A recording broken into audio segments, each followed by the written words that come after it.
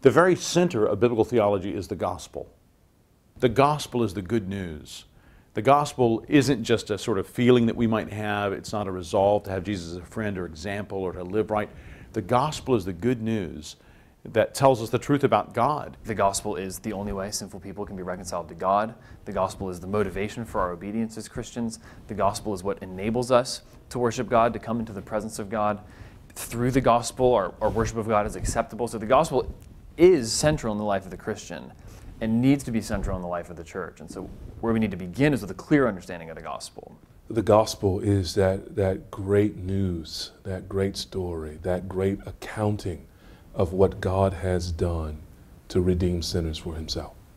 A holy and a loving God has sacrificed his only begotten Son, who himself was perfectly righteous and obedient to the Father, so that sinners who were anything but righteous and anything but obedient might not be left filthy in our sin and left the objects of God's wrath, but might be redeemed from his coming wrath, cleansed by the blood of Christ, made now the objects of his love, children in his household.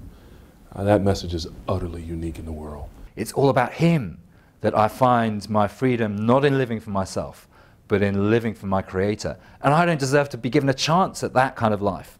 I deserve to be cast out from his presence forever because of the way that I've robbed his glory rather than lived for it. And yet in Christ, I'm being brought into a relationship where through his sacrifice of paying for my sins, I can once again be restored.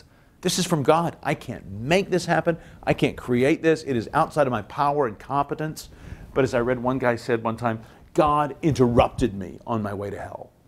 God did something I could not have done myself. And a church then is full of people who gather around the gospel and recognize that in our own lives. That is the best news we have ever heard.